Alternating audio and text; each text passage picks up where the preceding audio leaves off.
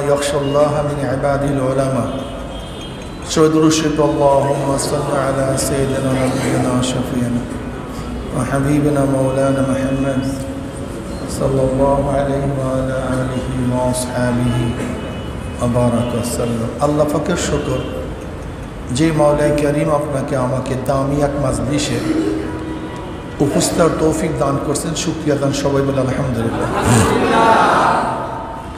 উলামা মাশায়েখ আল্লাহ পরিষদ ঢাকা মহানগর দক্ষিণ কর্তৃক আয়োজিত আজকের সম্মেলন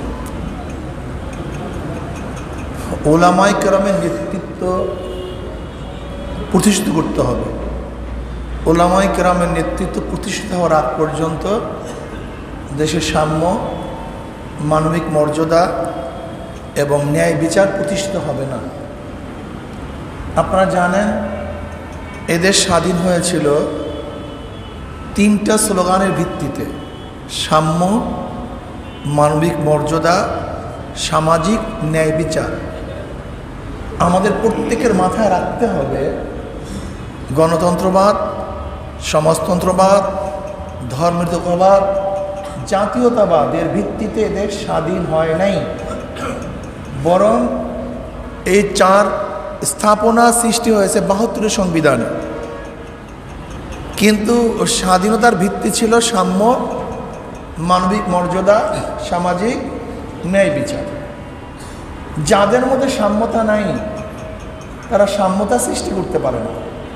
উলামায়ে কেরামের মধ্যে সাম্যতা আছে, কাজে তারাই সমাজের মধ্যে সাম্যতা সৃষ্টি করতে পারে। যেমন আমরা ৫ ওয়াক্ত নামাজের মধ্যে সাম্যতা শিক্ষা দেই, সাম্যতার বাস্তব নমুনা দেখাই। কেমন? মসজিদের মধ্যে যখন ঢুকি তখন সবাই সমান। যদি মালিক পিছনে থাকে, গোলাম সামনে থাকে, তাহলে মালিকের অধিকার নাই তুমি পিছনে আসো আমি সামনে যাব, এখানে সবাই সমান। এই বাস্তব নমুনা গোটা দুনিয়ার সাম্যবাদীরা দেখাতে পারে নাই, ইসলাম মুসলমান দেখিয়েছে। সাম্য কেমন?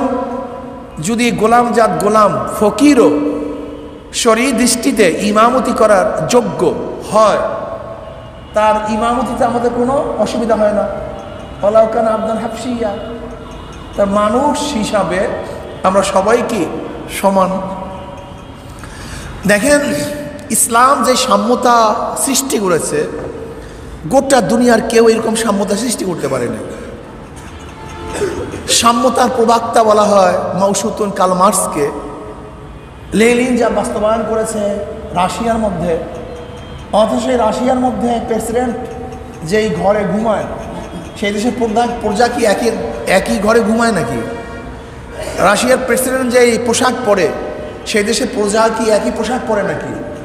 রাশিয়ার প্রেসিডেন্ট যেই খানা খায় সেই দেশের প্রজারা কি একই খানা খায়? তার সাম্যতা কোথায়?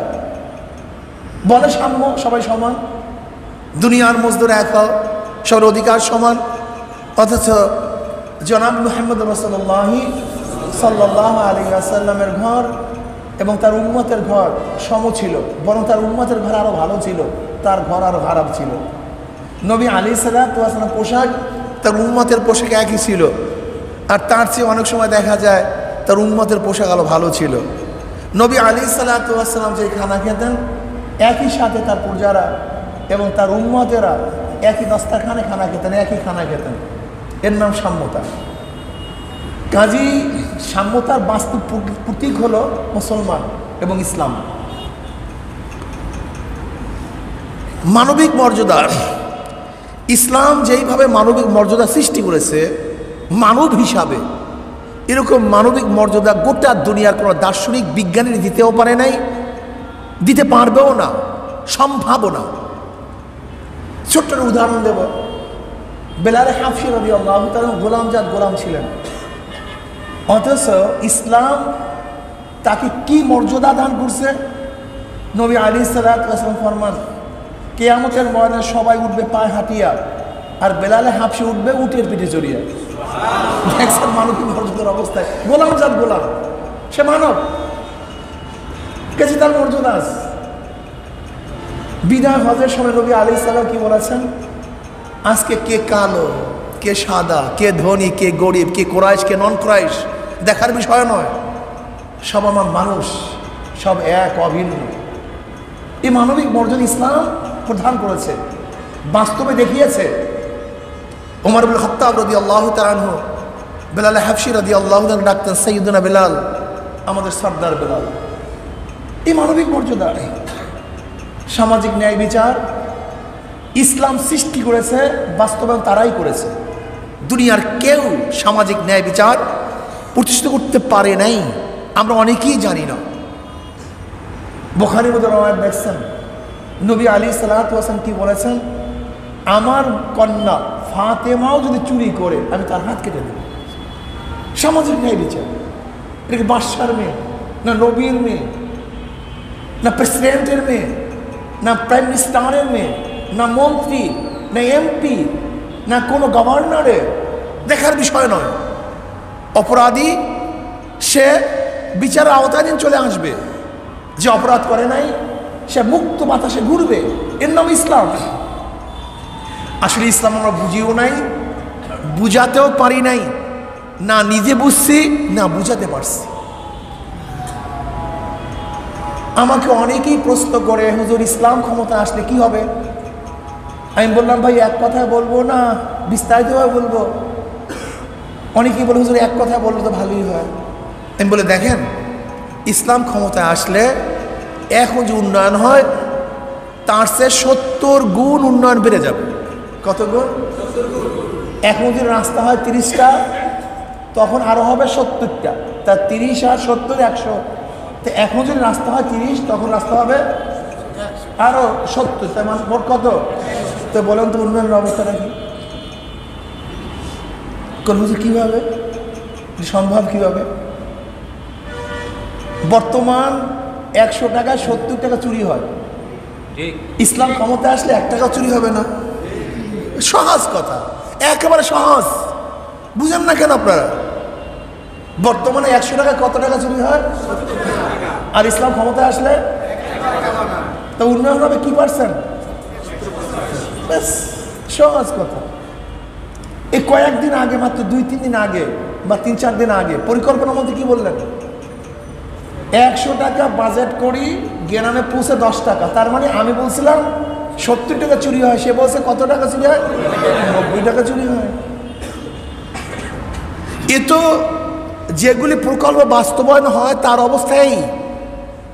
অথচ প্রাইম মিনিস্টার কয়েকদিন আগে আফসোস করে বলেছিলেন, অনেক প্রকল্প টাকা নিয়ে গেছে কিন্তু প্রকল্পের কাছেও যায়নি, হয়ই নেই, একটা ইটও পড়ে নেই, শতভাগ চুরি হয়ে গেছে। আর ইসলাম ক্ষমতায় আসলে 1 টাকাও, তা উন্নয়ন কোন পর্যায়ে বুঝবে? চিন্তা করা যায়?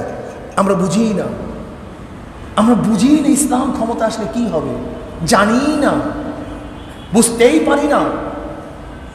আমরা সব সময় মনে করি যে ইসলাম মানেই মাটির নিচের কথা বলবে, মাটির উপরের কথা বলবে না। এটা ভুল সিদ্ধান্ত। ইসলাম তো মাটির উপরের কথা বলার জন্য আসছে, মাটির নিচের কথা বলার জন্য আসছে। এর জন্য আমি ওলামায়ে কেরামকে বলবো, ওলামায়ে কেরাম সরদার দো আলম আলাইহিস সালাতু ওয়াস সালামের জীবনী পড়া উচিত, বোঝা উচিত, বাস্তবায়ন করা উচিত। শুধু পড়ছি জানছি কিন্তু বাস্তবায়ন করি নাই, করার চিন্তাও করি নাই। আমরা পড়ছি বিচার বিভাগ, লেকিন ওলামায়ে কেরাম বিচার করবে এই চিন্তা মাথার মধ্যে কোনোদিন আসে নাই। আমরা পড়ছি কিতাবুল বুয়ু, কিন্তু অর্থনৈতিক ক্ষেত্রে ওলামায়ে কেরাম ভূমিকা রাখবে এই চিন্তাও কোনোদিন করি নাই। আমরা কাজা তো পড়ছি, লেকিন সুপ্রিম কোর্ট, হাইকোর্টের বিচারপতি আমরা হব এটা মাথায় আসে নাই। আমরা প্রশাসনের কি কাজ হাদিসের মধ্যে, ফিকহের মধ্যে পড়ছি, পড়াইতেছি, কিন্তু আমি প্রাইম মিনিস্টার হব, প্রেসিডেন্ট হব এই চিন্তা আমার মাথার মধ্যে কোনোদিন আসে নাই। আমি পড়ছি গভর্নরদের কাজটা কি, লেকিন আমি নিজে গভর্নর হব এটা মাথার মধ্যে কোনোদিন ঢুকেই নাই। কারণটা কি? এর কারণ হলো ব্রিটিশ আপনার আমার মাথার মধ্যে ঢুকাইছে এই কাজ তোমার না, এই কাজ নাস্তিকদের, এই কাজ আমেরিকার, এই কাজ রাশিয়ার, এই কাজ চীনের, আর তোমাদের কাজ হলো মসজিদে মাদ্রাসায় থাকবা, আর সমাজের নেতৃত্ব প্রদান করবে চীনাওয়ালারা, আমেরিকাওয়ালারা, ভারতওয়ালারা, রাশিয়াওয়ালারা, আর মদিনাওয়ালারা তার গোলামি করবে। এটা মাথার মধ্যে ঢুকাইছে। আজকে একজন ওয়ার্ড কমিশনার, ওয়ার্ডের প্রধান, একজন ইউনিয়নের চেয়ারম্যান, ওই ইউনিয়নের প্রধান, একজন মেয়র, ওই সিটির প্রধান, একজন এমপি তার কনস্টিটিউশনের মধ্যে প্রধান, একজন প্রাইম মিনিস্টার দেশের প্রধান, অথচ আমার ওয়ার্ডের ফাঁসেক নেতৃত্ব দিবে আর আমি তাকিয়ে তাকিয়ে দেখব, এটা ঠিক হবে না। এই জন্য ওলামায়ে কেরামকে বলবো, আসুন মসজিদে আপনার নেতৃত্ব দেন, মসজিদের বাহিরে আপনাকেই নেতৃত্ব দিতে হবে। আমার নবী আলাইহিস সালাতু ওয়াস সালাম যেরকম মসজিদের ইমাম ছিলেন, মসজিদের বাহিরে তিনি ইমাম ছিলেন, আমাকেও মসজিদের ইমাম হতে হবে, ওই মসজিদের বাহিরে ইমাম আমাকেই হতে হবে। কাজে আল্লাহ আমাকে এবং আমাদের সবাইকে এই কাজগুলি করার তৌফিক দান করেন।